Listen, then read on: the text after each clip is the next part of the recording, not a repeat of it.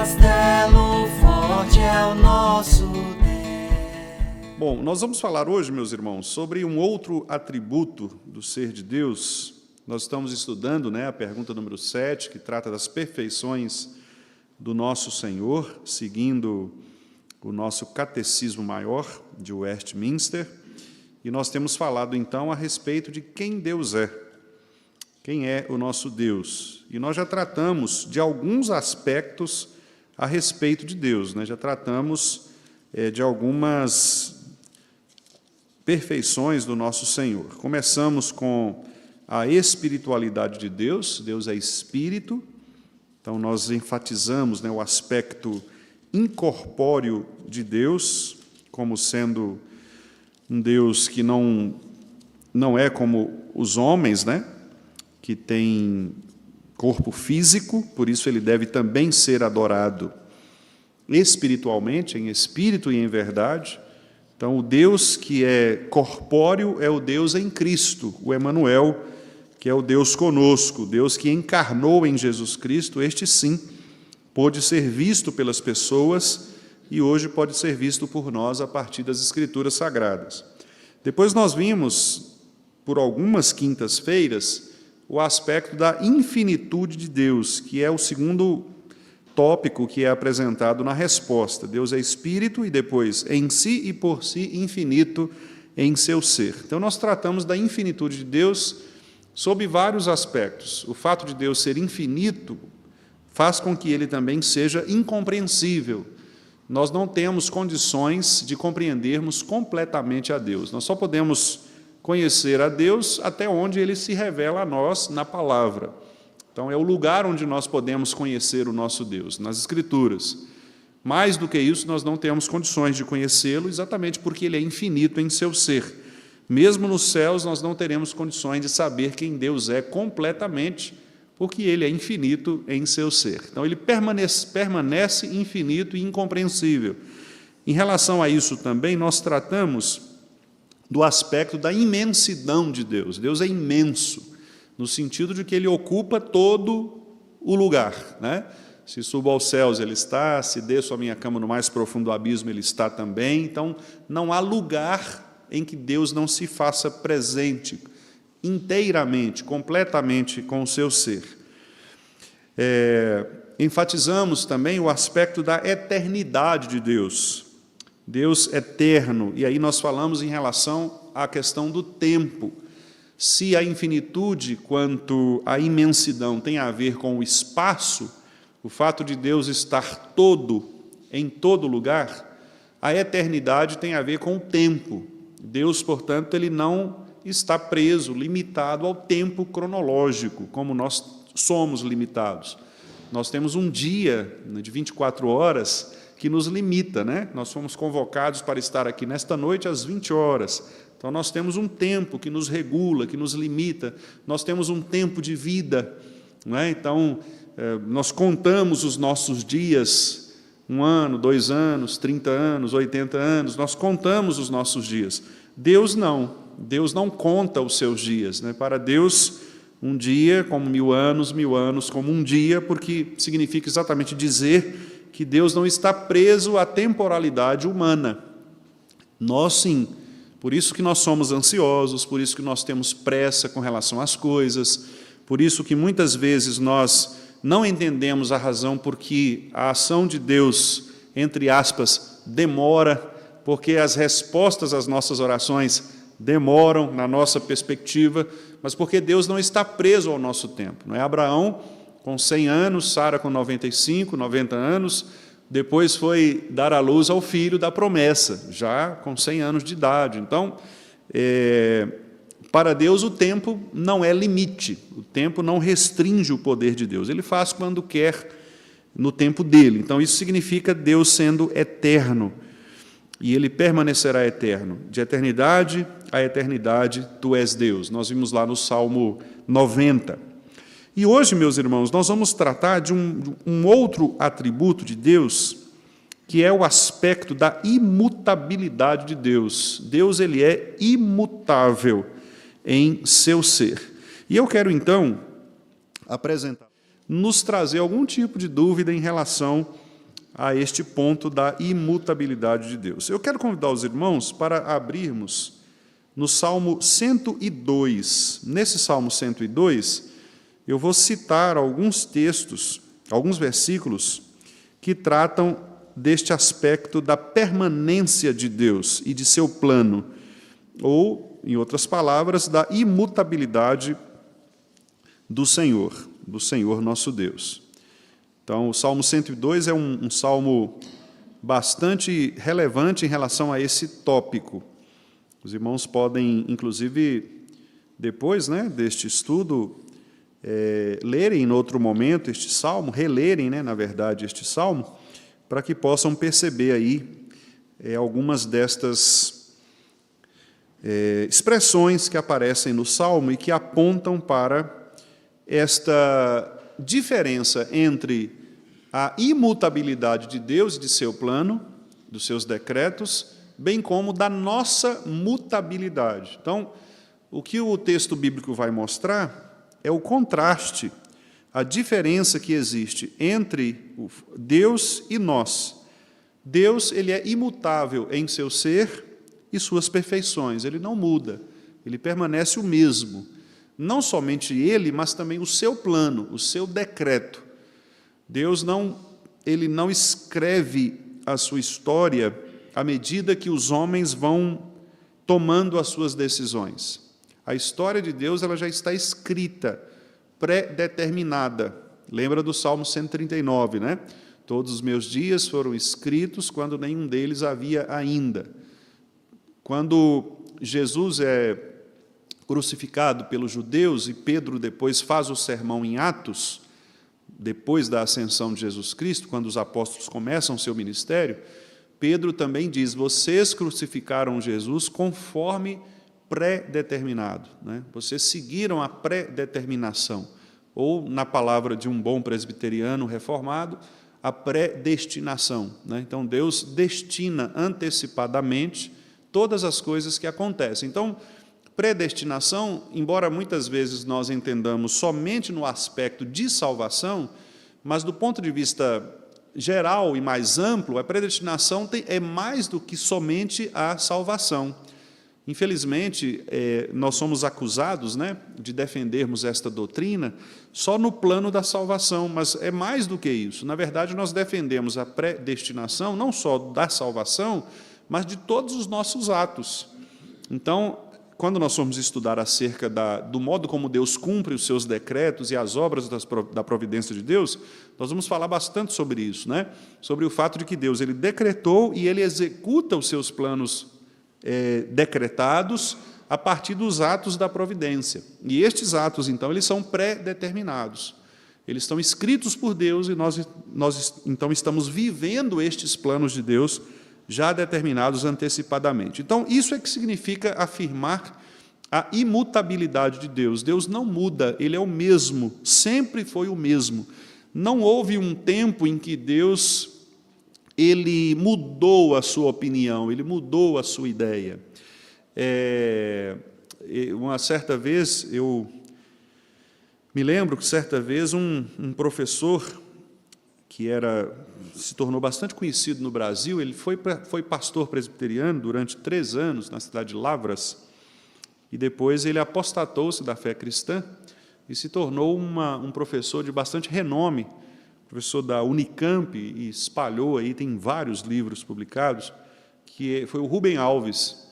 O Rubem Alves é muito lido pelo pessoal que estuda pedagogia. Ele, certa vez, foi convidado por um pastor presbiteriano de uma igreja bastante liberal. Este pastor, inclusive, depois até saiu da igreja presbiteriana, foi para uma outra igreja e faleceu depois também de um tempo, assim como Rubem Alves também, faleceu. E nessa palestra, ele disse o seguinte, que Deus ele estava muito sozinho, muito solitário, e isso o incomodava, e ele precisava, então, passar por experiências emocionantes, por assim dizer, experiências diferentes. Então, ele se tornou homem, porque, tornando-se homem, Deus seria capaz de experimentar os prazeres que são os prazeres humanos, E aí eu me lembro muito bem da frase que ele pronunciou. Ele disse assim: ser homem é muito melhor do que ser Deus.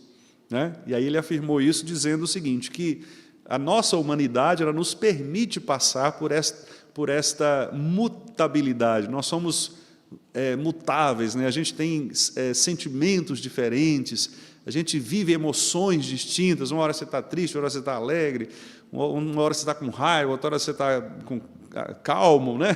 Pacífico. Então, a humanidade ela nos permite essa tensão de emoções, e é isso que alimenta a vida, né? Vamos dizer assim. Então, Deus não tem essa alteração de paixões, né? Então, Deus não, quando Deus se ira em relação ao pecado, por exemplo, e ao pecador, ele, ao irar-se, ele não deixa de vivenciar os seus outros atributos. Nós não. Por exemplo, geralmente, quando nós ficamos com raiva de alguma coisa, a nossa raiva bloqueia a nossa razão, a nossa reflexão. Então, é por isso que pessoas, às vezes, agridem outras ali, de estupim curto, e às vezes fala uma coisa errada, ou mesmo agride fisicamente, e depois a pessoa se arrepende, né? Chora, se arrepende, volta atrás. Oh, desculpa aí, Ronaldo, eu não queria falar isso com você. Né? Quer dizer, porque nós somos assim, Deus não. Quando Cristo ele foi lá e chicoteou os vendedores do templo, ele não perdeu a sua razão, ele não perdeu o controle de sua emoção. Quer dizer, a ira de Jesus Cristo não foi uma ira pecaminosa, não foi uma explosão de raiva, entendeu? Como nós temos. Digamos assim, foi uma ira medida, uma ira previsível, uma ira manifestada dentro exatamente do caráter, do aspecto, da perfeição da ira de Deus. Então, em Deus não há essa variação de emoções. Ele não fica triste uma hora, alegre outra hora. Porque dá essa impressão para a gente, não dá? Então, por exemplo, quando Paulo fala lá, não entristeçais o Espírito de Cristo, dá a impressão de que o Espírito está muito alegre, aqui, quando o culto está bonito e tal, ele está alegre. Aí alguém faz alguma coisa errada no culto, o Espírito fica deprimido. Oh, por que o seu Edson foi fazer isso? Né? Dá essa impressão de que o ser de Deus ele se queda, né? Ele cai em tristeza. Não, não é isso. O texto não quer dizer isto. Não há essa variação de sentimentos, não há paixões em Deus, né? Porque todas as perfeições de Deus, eu já disse isso aos irmãos, mas eu tenho enfatizado, porque eu sei que é uma dificuldade que nós temos de entender isso, né? Por nossa causa, por nossa limitação, nós tomamos muito quem nós somos para entender quem Deus é. Então, nós acabamos espelhando Deus pelo que nós somos, né? Então, a gente acha que Deus tem o mesmo comportamento que nós temos, mas não é. Deus é perfeito nos seus atributos, então Ele não varia. Não tem um momento em que Deus está alegre e um momento em que Deus está triste, um momento em que Deus está irado e um momento em que Ele é amor. Não, Ele é amor ao mesmo tempo em que Ele manifesta a sua ira, ao mesmo tempo em que Ele é bondoso, ao mesmo tempo em que Ele é misericordioso, ao mesmo tempo em que Ele é justo. Então, todas estas coisas estão ao mesmo tempo, no mesmo lugar e com a mesma intensidade.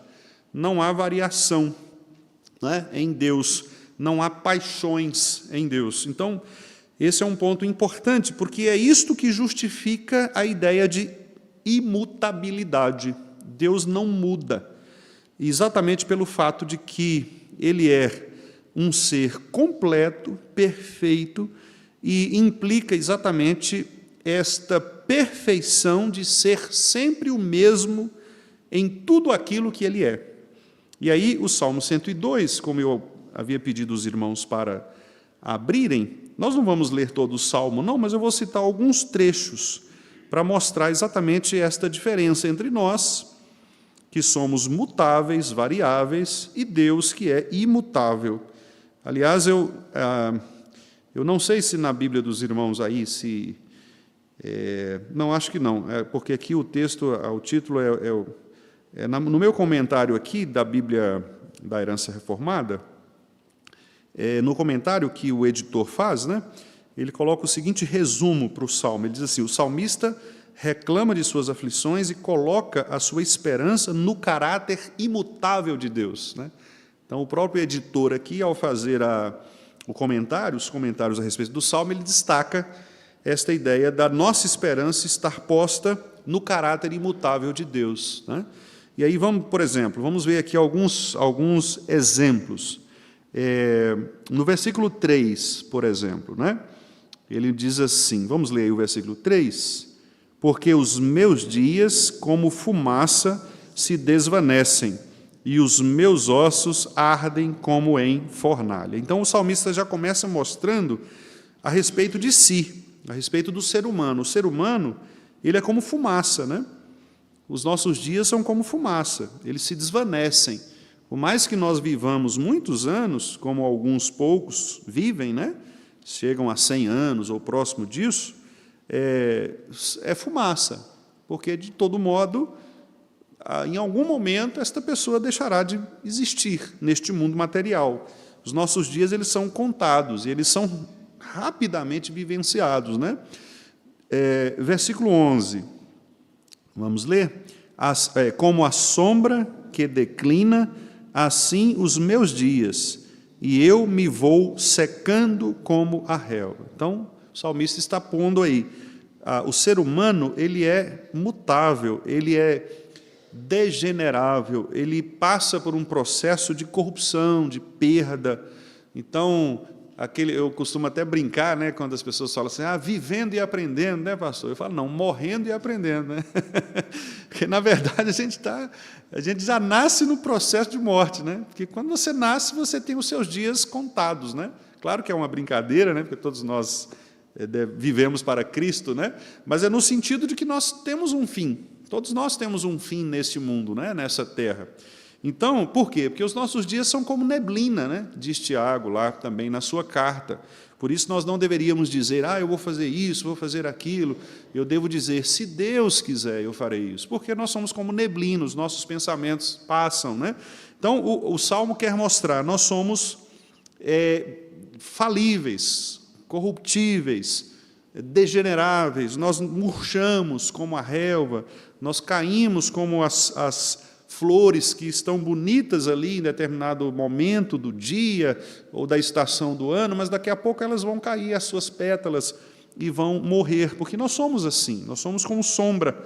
A sombra, né, a ideia de que a sombra passa tão rápido, né? Às vezes você tem ali uma sombra e, de repente, o sol volta a nos aquecer. Então, assim são os nossos dias, como sombra, como relva, como fumaça, como ossos que estão sendo queimados na fornalha. Então, o salmista mostra aqui a temporalidade humana. O ser humano, ele é temporal, né? O ser humano, ele é falível, ele é mutável. Mas Deus, ao contrário disso, é um Deus que permanece. Veja o versículo 12, vamos ler o versículo 12 juntos. Tu, porém, Senhor, permaneces para sempre, e a memória do teu nome de geração em geração.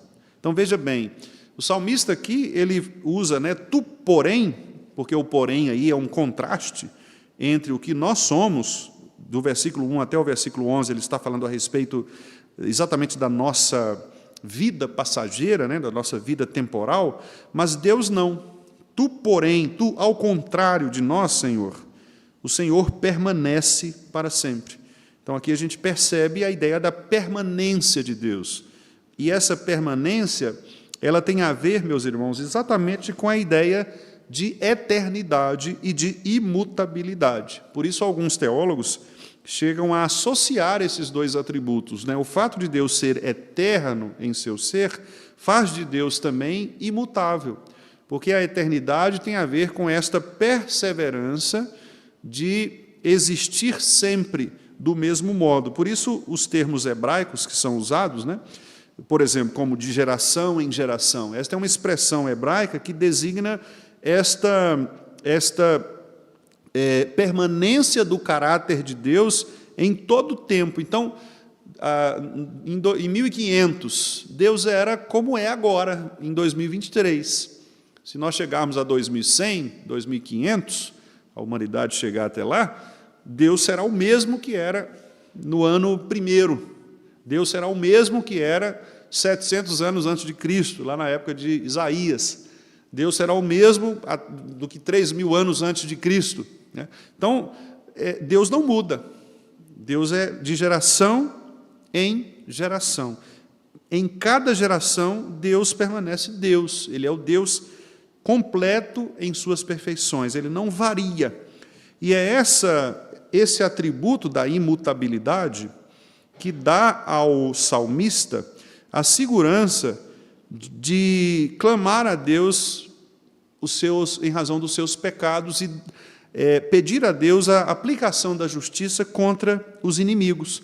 É exatamente o fato de Deus não mudar que faz com que o salmista peça a Ele, ore a Ele, para que Ele permaneça como sendo Deus em todo o tempo, punindo os injustos, os ímpios e, ao mesmo tempo, atendendo às orações dos justos.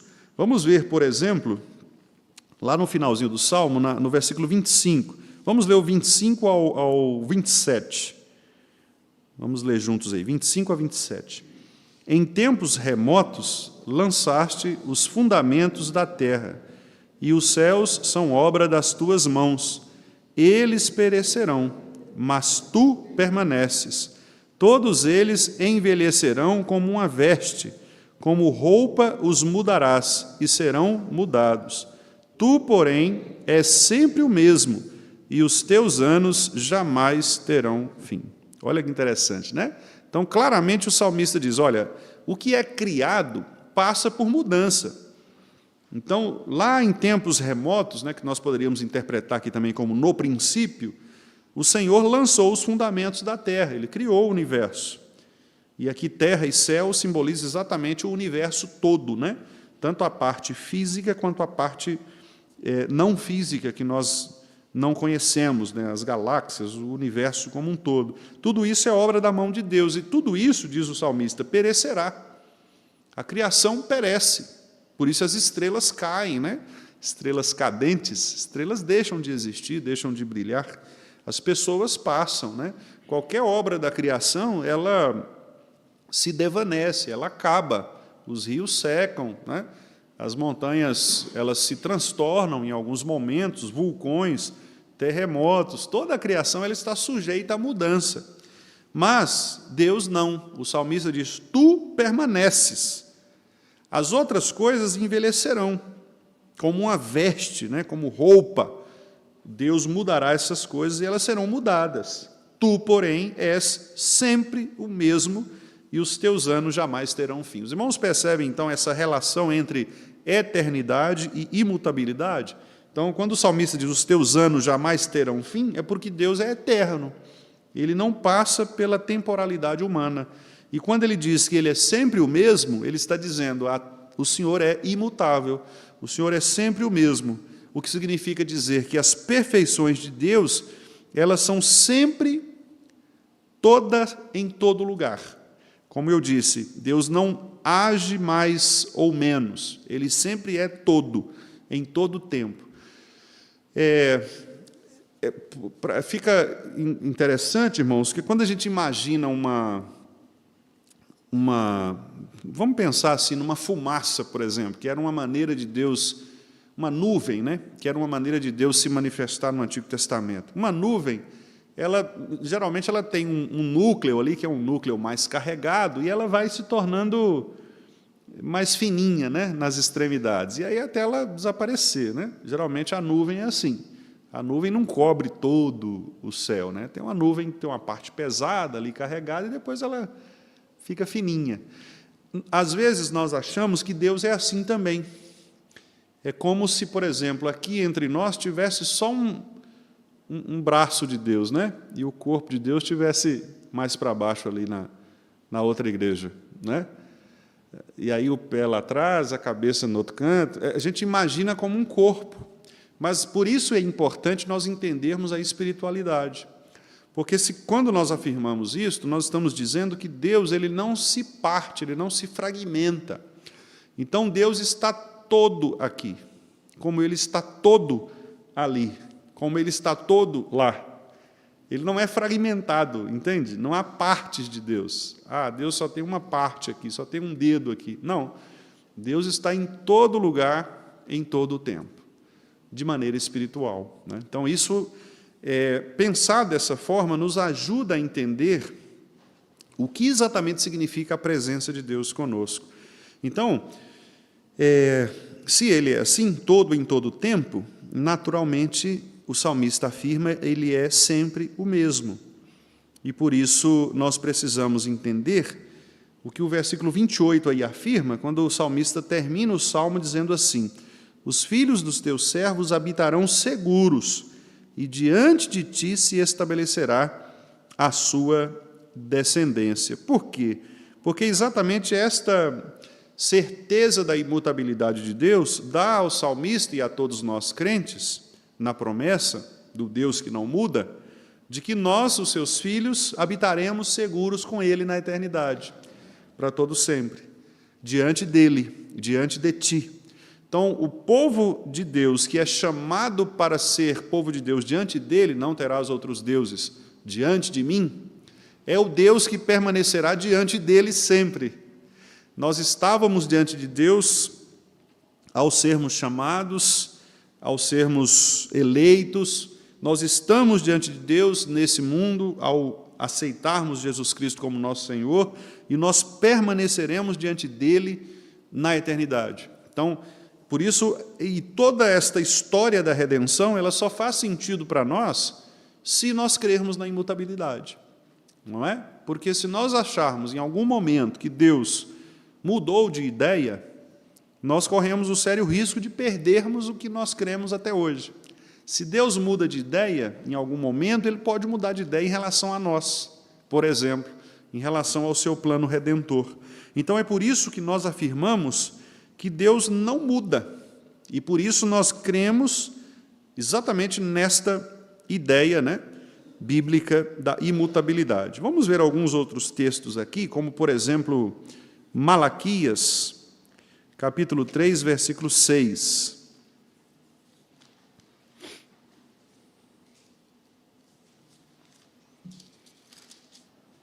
Malaquias 3, 6.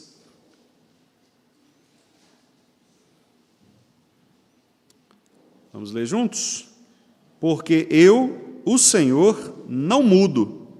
Por isso vós, ó filhos de Jacó, não sois consumidos. Apesar, esse aqui é um contexto de juízo. Deus está julgando o povo pela maneira equivocada que o povo cultuava a Deus, né? No caso aqui, em relação às ofertas, em relação ao próprio culto, né, propriamente dito. E Deus está dizendo assim: olha, eu só não mato vocês de vez porque eu não mudo, né? O meu plano, ele permanece o mesmo. Merecer morrer, vocês merecem. Mas eu tenho um plano, e esse plano eu vou levar até o final, né? Então, eu não mudo. Então, eu vou seguir com o meu plano. Deus, portanto, Ele próprio afirma, né, por meio do profeta: eu, o Senhor, não mudo. Então, aqui a gente percebe uma declaração firme, bastante objetiva, notável até, né, desta imutabilidade de Deus. Deus, Ele é imutável, apesar das falhas do povo, né? Deus permanece fiel a si mesmo. Deus permanece fiel ao seu decreto, ao seu plano. Ele vai levar até o final aquilo que Ele estabeleceu desde o princípio do que Ele faria, né, em relação ao seu povo.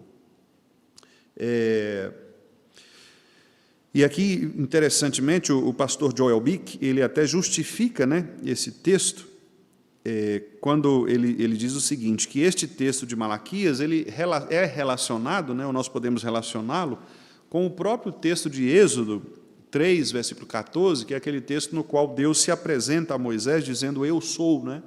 E aqui, quando Malaquias diz eu, o Senhor, no original aparece aqui a expressão porque eu sou o Senhor, né? E por isso não mudo.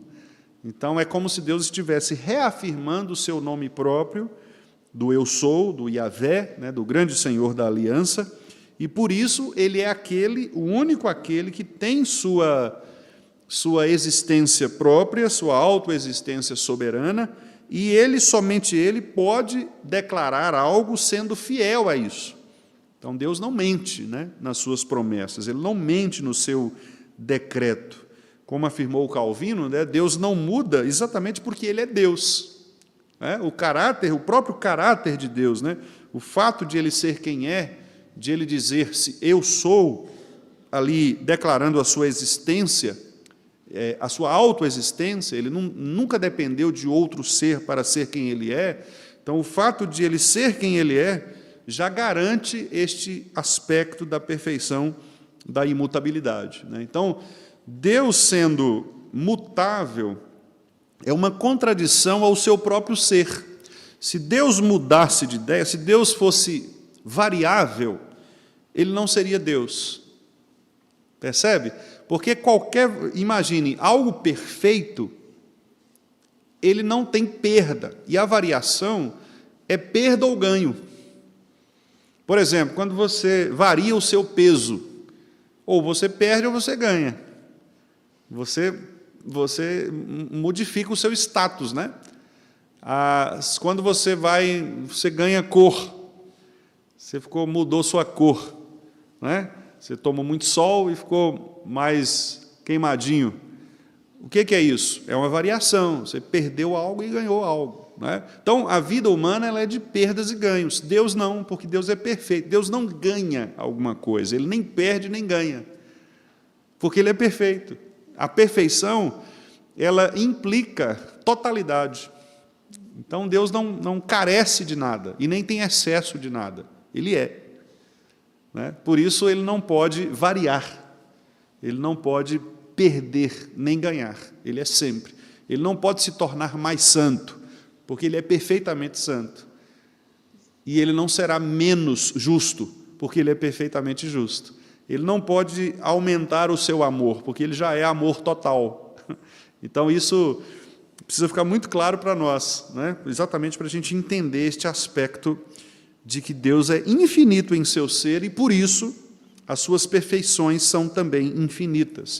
O pastor Joel Bick cita aqui um teólogo bastante conhecido, Charles Hodge, em que o Hodge disse assim: como um ser infinito e absoluto, autoexistente e absolutamente independente, Deus é exaltado acima de todas as causas e mesmo acima da possibilidade de mudança. Então, Deus não pode mudar. Ele não pode mudar pelo aspecto do caráter, do seu próprio caráter, da sua própria perfeição. Então, esse é um aspecto, irmãos, que nós precisamos entender. Vamos ver aqui alguns textos também do Novo Testamento que vão nos mostrar a respeito do próprio Jesus, né? Eu vou citar alguns poucos textos aqui, mas apenas para nós relacionarmos, né, a pessoa de Jesus Cristo ao próprio Deus, o ser de Deus, porque Cristo sendo Deus, Cristo também é imutável, né, do ponto de vista da sua divindade. Cristo mudou em relação à sua humanidade? Sim, no aspecto, por exemplo, do seu corpo, né? Cristo cresceu, ele era um bebê e ele cresceu como nós crescemos, do ponto de vista do seu corpo, né? Então ele mudou, do ponto de vista humano, mas do ponto de vista das suas perfeições divinas, ele foi inalterável também, né? Ele permaneceu sempre o mesmo em todo o tempo, quando criança, quando adolescente, quando jovem, né? Até a sua morte, crucificação, ressurreição, a sua glorificação. Então, ele não perdeu a essência do seu ser. Há um puritano, que eu não me lembro agora o nome dele, eu não me lembro qual foi a citação, mas ele faz uma citação muito interessante, que ele diz o seguinte: assim como a nuvem, por algum momento, ela bloqueia a luz do sol, a humanidade de Jesus, em algum momento, ela bloqueava a sua divindade, mas a divindade permanecia lá, como o sol permanece lá, embora nós não sintamos naquele momento o calor do sol ou o brilho do sol. Então, a ideia é, as duas naturezas do Redentor, a divindade e a humanidade, eles estavam sempre presentes em Jesus, Mas em algum momento nós víamos o brilho do sol, que é a sua divindade, noutros momentos nós víamos a sombra da sua humanidade, né? Então é essa a ideia, mas as duas coisas estavam lá. Então ele não deixou de ser Deus, mesmo manifestando temporariamente a sua natureza humana, né? Esse é um aspecto, quando a gente falar da cristologia, né, entrar em Cristo mesmo, nós vamos falar bastante sobre isso. Mas vamos ver, por exemplo, alguns textos aqui a respeito disto. Vamos começar com Lucas, capítulo 2, 52, para a gente destacar esse aspecto da humanidade. Jesus ele era mutável do ponto de vista humano, né, no seu corpo, porque ele assumiu a natureza humana. Então, naturalmente, ele não veio já com os seus 30 e poucos anos, ele veio como bebê, né? E assim como todo bebê, ele passou por todo o processo de crescimento. E o Evangelho afirma isso, né, com muita clareza. Lucas 2,52, o que diz aí? E crescia Jesus em sabedoria, estatura e graça, diante de Deus e dos homens. Está vendo? Então, o Evangelho aponta para este crescimento de Jesus, um crescimento que era um crescimento próprio de um ser humano, né? Jesus crescia também em conhecimento, ele crescia também em estatura, ele crescia também em relacionamento com as pessoas, diante de Deus e diante dos homens. Mas, naturalmente, como bebezinho dentro da barriga de Maria, ele já era Deus, né? Ali ele era Deus. Mas essa luz do sol, como eu disse aqui, usando esse irmão puritano, que eu me esqueci o nome, depois eu pesquiso novamente e trago aos irmãos, é como se a nuvem ali estivesse, né, bloqueando essa divindade temporariamente, para que a humanidade de Jesus fosse percebida por nós. Vamos ver João agora, João capítulo 8, João capítulo 8, versículo 58. João 8, 58. Aí é o próprio Jesus falando, né, a respeito de si. Vamos ver o que ele disse?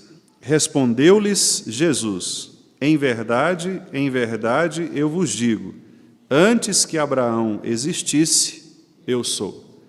Aí, lembrando a instrução do pastor Gustavo aqui, né, no final de semana, quando Jesus diz eu em verdade, ele está dizendo assim diz o Senhor, né, que é o amém, é uma declaração solene, né, que só Deus pode fazer. Então, se só Deus pode fazer, a afirmação que vem em seguida é exatamente uma declaração do ser de Deus. E aí Jesus aqui, o que ele faz? Ele usa Êxodo 3,14, eu sou, Yahvé, que é a mesma expressão que Deus usou para identificar-se a Moisés, né? Diga para Faraó que eu sou, enviou você. E Jesus está dizendo, então esse que vocês estão procurando saber, sou eu sou. E aí ele usa o nome do próprio, o nome usado, né, para o próprio Deus, o Pai, como identificando a si próprio. E por isso, então, Jesus ele é identificado com todas as atribuições e as perfeições do Pai. Vamos ver agora dois textos que apontam para esse aspecto da imutabilidade. Vamos ver lá em Hebreus, na carta aos Hebreus, vamos ver primeiramente capítulo 1, versículos 10 a 12. Hebreus 1, 10 a 12. Hebreus 1, 10 a 12. Aqui, o escritor aos Hebreus cita o Antigo Testamento, né? Ele cita exatamente o Salmo 102, que nós lemos aqui no início, aquele trecho final lá dos versículos 25 a 27. Tá? Então, olha que interessante, né? O Novo Testamento, ele traz o Antigo Testamento para fundamentar a imutabilidade de Jesus. Então, o Antigo Testamento, Salmo 102, é um salmo messiânico, um salmo que está apontando para a pessoa de Jesus Cristo, para o Messias.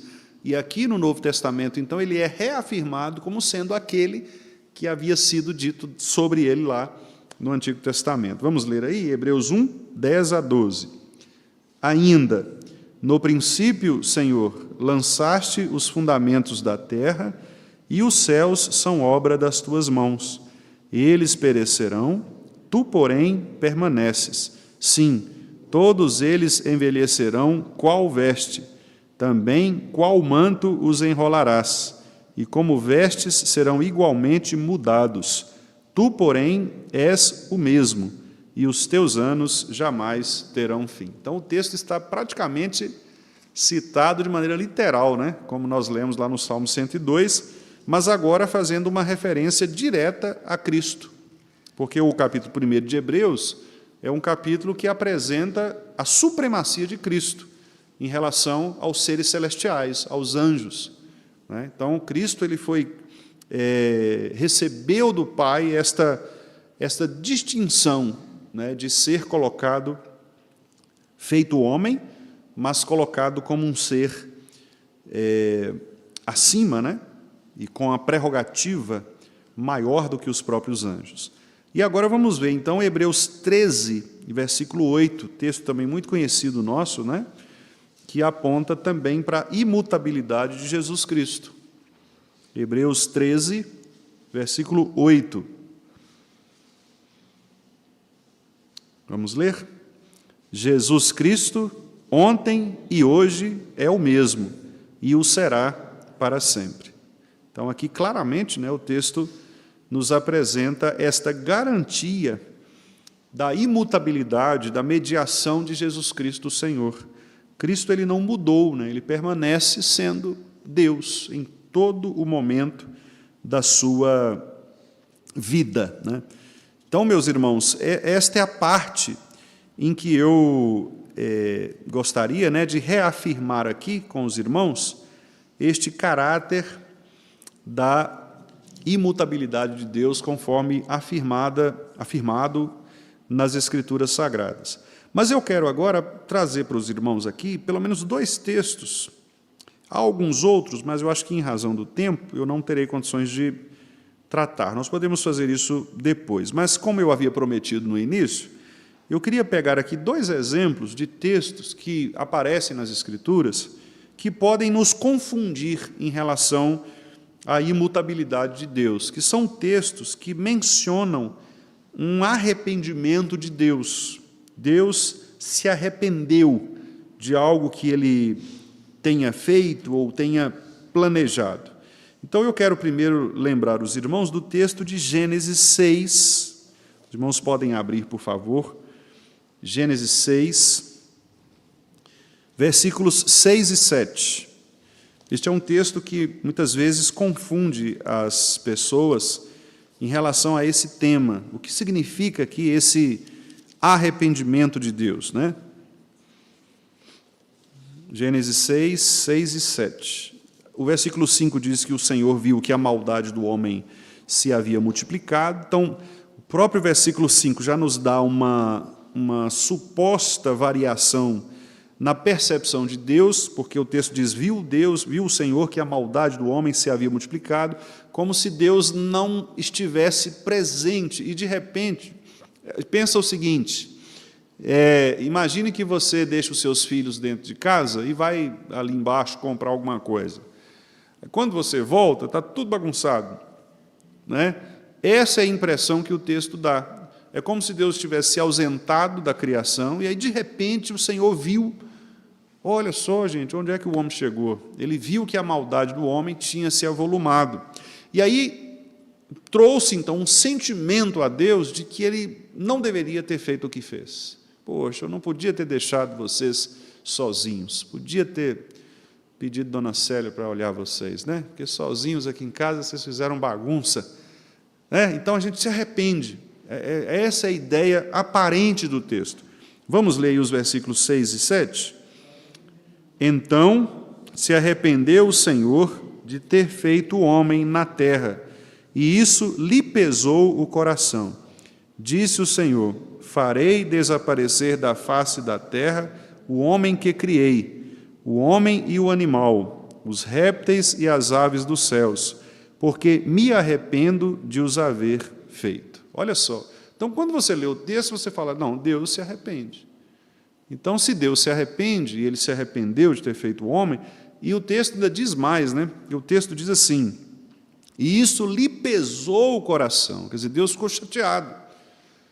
Deus ficou chateado com isso, ele ficou triste, né?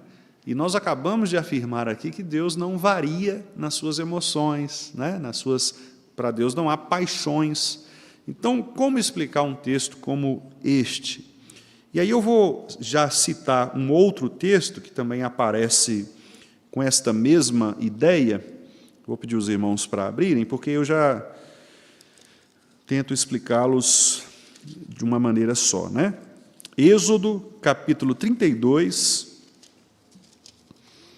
Êxodo 32,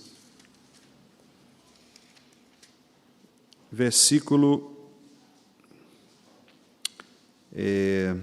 o 12 e o 14. O 12 e o 14. Nesses dois versículos aparecem também a expressão de arrependimento de Deus. Êxodo 32, 12 e 14. Vamos ler aí o 12 e o 14? Por que hão de dizer os egípcios, com maus intentos os tirou, para matá-los nos montes e para consumi-los da face da terra? Torna-te do furor da tua ira e arrepende-te deste mal contra o teu povo. Aqui é a oração de Moisés. Moisés está pedindo: Senhor, arrependa-te, Senhor. Volte atrás, mude, né, sua maneira de ver. E aí, olha só o 14. Então se arrependeu o Senhor do mal que dissera havia de fazer ao povo. Então, quando a gente lê textos assim, claramente a nossa cabeça pensa o quê? Deus mudou de ideia. Deus se arrependeu, né? Deus mudou de ideia. Mas aí, meus irmãos, afirmar isto, afirmar que Deus muda de ideia, como eu já disse anteriormente, seria totalmente incoerente ao ser de Deus. Porque se Deus varia suas emoções, varia seus decretos, suas percepções, né? E citando de novo lá Gênesis 6, quando diz que isso lhe pesou o coração, ou seja, além de Deus se sentir arrependido, isso também traria a ele uma espécie de fraqueza, né? De chateação, de decepção, de frustração em relação a toda a sua criação, né? Isso claramente nos traria uma ideia de um Deus fraco, né? De um Deus mutável, de um Deus que não é Deus de verdade. Então, como que a gente explica esse tipo de texto, ou esses tipos de textos? Há outros textos que nós poderíamos citar também, e eu posso fazer isso também no outro momento, na outra quinta-feira, mas esses dois aqui são suficientes para a gente começar a pensar sobre isso. A questão, meus irmãos, é a seguinte: esses textos, eles não estão falando do ser de Deus. Esses textos, eles estão falando do relacionamento de Deus com o seu povo. Como assim, pastor? Bom, os textos não querem afirmar que o caráter de Deus ele varia, que Deus, de fato, ele muda de ideia, ele se arrepende, ele errou em ter tomado uma decisão e então ele muda a sua decisão e vai para outro rumo. Olha, eu criei a humanidade, eu permiti que eles fizessem assim, mas eles fizeram diferente, então eu não deveria ter criado. Então, não é essa a interpretação. Existe uma corrente, irmãos, bastante perigosa dentro da teologia. Esta corrente ela ficou assim conhecida há alguns anos aqui no Brasil, mais especificamente acho que foi em 2001, 2002, quando teve aquele tsunami lá na Ásia. Os irmãos aqui talvez se lembrem dessa situação, muitas pessoas morreram. Essa teologia, ela ficou bastante conhecida por um pastor da Assembleia de Deus, Bethesda, em São Paulo, chamado Ricardo Gondim. O Ricardo Gondim, na época, ele escreveu um texto na revista Ultimato, se não me engano, afirmando uma teologia que já estava sendo superada nos Estados Unidos. Nos Estados Unidos, teve um grupo de teólogos que começaram a afirmar a ideia de que Deus, ele resolveu, na sua liberdade, sendo Deus livre para fazer o que Ele quer, Deus resolveu, na sua liberdade, dar ao homem a possibilidade, o direito de escolher construir o seu futuro. Então, é mais ou menos assim, Deus é livre, porque Ele é Deus. Então, Ele abre mão do seu conhecimento futuro para permitir que o homem tome decisões e construa o futuro juntamente com Deus. Então, Deus vai agindo de acordo com as decisões humanas.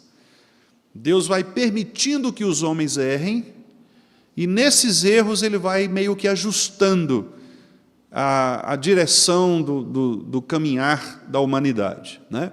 Essa teologia ela foi conhecida como teologia relacional, ou teísmo aberto. A ideia de aberto é exatamente essa abertura. Deus não conhece o futuro, ele escolhe não conhecer o futuro, para dar o direito aos seres humanos de escreverem com Ele o futuro. É mais ou menos um autor de novela que escreve a novela até o finalzinho, mas não escreve o último capítulo. Aí a televisão faz uma pesquisa lá, dizendo assim, como é que vocês querem que termine a novela? Como é que vocês querem que seja o último capítulo? Fulano vai casar com Beltrano, vai tal, como é que vocês querem? Aí as pessoas tomam a decisão e aí o autor vai lá e redige de acordo com a direção que o público deu, né? É mais ou menos isso. Deus, Ele é o autor, Ele é Senhor, Ele é Deus, mas Ele escolhe, na sua liberdade, permitir que os homens escolham e construam um futuro juntamente com Ele. Essa afirmação foi feita pelo pastor Ricardo Gondim, na época que houve esse desastre, e ele afirmou, então, que Deus não era responsável por aquele desastre. Deus não estava presente ali no tsunami. E Deus não poderia ter decretado aquela situação. Ali Deus simplesmente assistiu uma situação que foi, na verdade, causada pelos próprios seres humanos, né? E eu me lembro que o reverendo Augusto, os Nicodemos, nessa época, eles tiveram debates muito fortes, debates públicos, inclusive, assim, de encontros e respostas, um falando do outro, né? O Gondim acusando o reverendo Augusto do seu calvinismo, né? Chamando o reverendo Augusto de hipercalvinista, etc. E o reverendo Augusto sustentando nas Escrituras a ideia do Deus soberano, do decreto. Então, essa teologia, chamada teologia relacional, ou teologia aberta, ela faz com que esses textos aqui tenham sentido para essa teologia. Para o teísmo aberto, Deus, de fato, teria se arrependido no sentido de que, ao permitir que os homens tomassem as suas decisões, como tomaram, tanto lá em Noé, quanto depois aqui em Moisés, os homens tomaram suas decisões. Deus disse assim, olha, se vocês me obedecerem, será assim, se vocês não me obedecerem, será assado. E aí o homem, pela sua liberdade de ação, teria escolhido, e Deus, então, teria tomado uma decisão a partir da escolha humana. Poxa, não era isso que eu queria. Eu me arrependi, então, de ter tomado essa decisão, né? Então, seria essa a reação de Deus à ação humana. Meus irmãos, obviamente não é isto que as Escrituras afirmam, não é isso que a nossa teologia reformada defende a partir das Escrituras. Nós entendemos o seguinte, como que nós então justificamos esse tipo de texto? Esse tipo de texto, ele é um texto que aponta aqui para a maneira como Deus se relaciona com o ser humano. Então, na verdade, estes textos, quando tratam do arrependimento de Deus, quando tratam da suposta mudança de Deus, elas não afirmam uma mudança de caráter, elas não afirmam uma mudança de perfeição, mas elas afirmam a mudança do relacionamento de Deus com essas pessoas. Eu vou explicar de outra maneira. Deus, ele age com ira e justiça contra os pecadores. Ele abomina o pecado. Ele odeia o pecado e o pecador que comete o pecado. E a justiça dele está completamente sobre estes que o rejeitam. Ao mesmo tempo, Deus ama de maneira perfeita aqueles que obedecem a Ele, que são tementes a Ele. Então a ideia é, Deus, ele não se arrependeu em termos de caráter, ele não mudou o seu plano, mas o relacionamento com estas pessoas foi definido exatamente por estas decisões pecaminosas que as pessoas tomaram. Então, não se trata de um arrependimento de caráter ou de plano, mas se trata de, bom, se o homem for obediente a Deus, então ele gozará do amor de Deus. Se o homem for desobediente a Deus, ele experimentará a ira de Deus. Então, quando o texto diz Deus se arrependeu, não é que Deus tenha mudado o seu caráter, mas é uma forma de o texto dizer que ali Deus aplicou, ao invés de aplicar o seu amor, ele aplica agora a sua justiça. Ele decreta a justiça. Por isso, nos textos que nós citamos aqui, esses dois, são textos que estão exatamente em contextos de julgamento.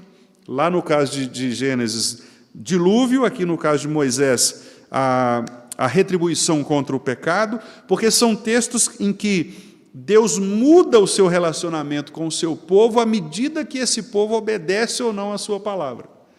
Então, não é uma mudança de caráter, repito, mas é uma mudança no relacionamento. Ou seja, Deus não mudou, mas o tipo de relacionamento mudou. Eu vou dar um exemplo agora prático aqui entre nós. Eu sou obediente a Deus, tenho cumprido a lei de Deus, mas de repente eu começo a pecar.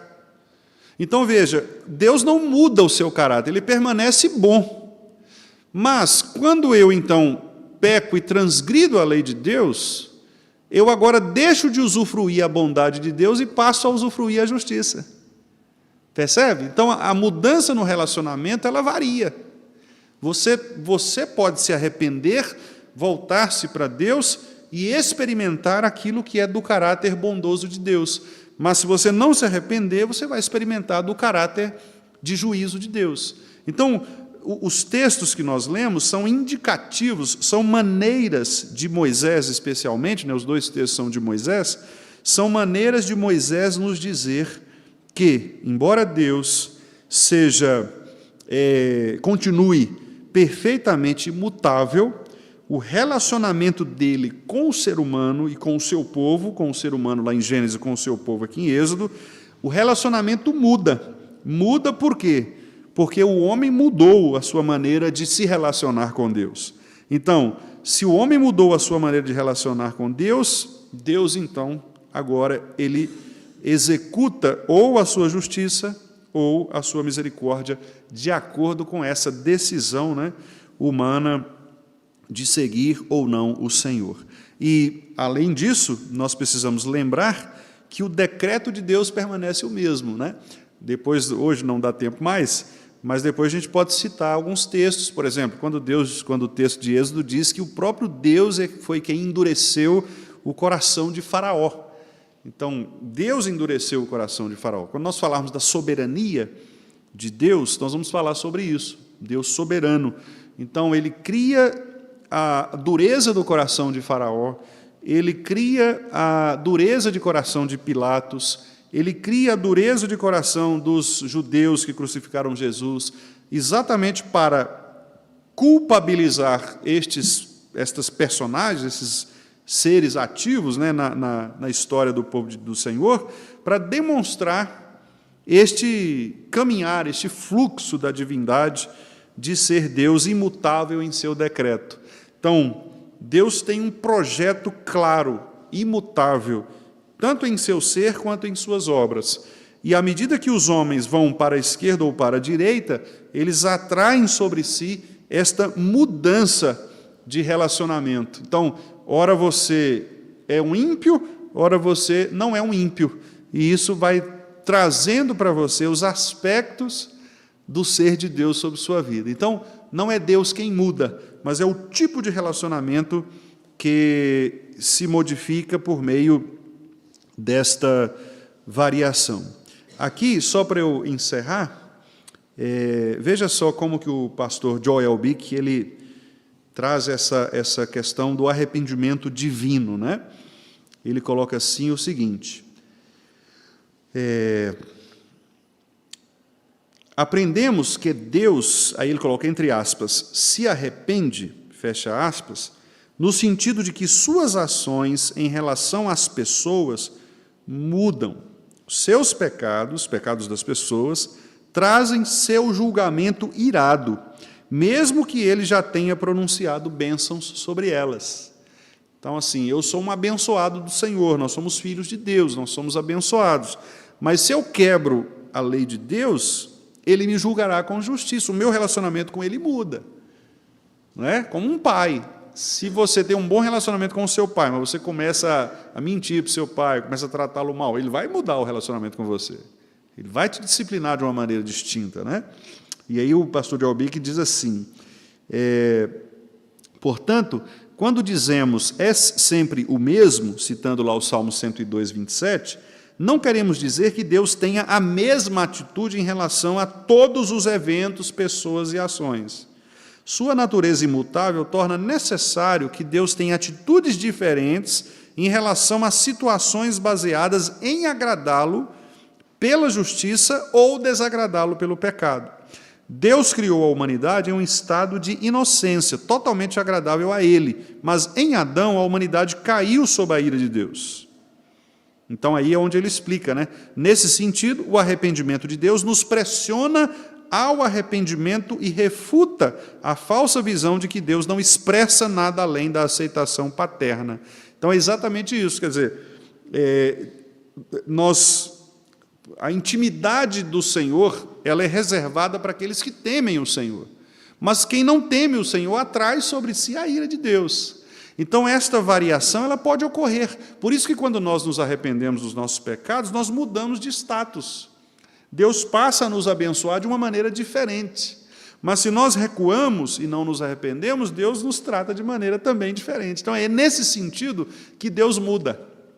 É no sentido de que Ele pode abençoar alguém por ter obedecido à sua lei e daqui a pouco trazer maldição a esta mesma pessoa a quem Ele abençoou, porque esta pessoa quebrou um aspecto da sua lei. Então Deus muda nesse sentido, no seu relacionamento, mas não muda o seu caráter, né?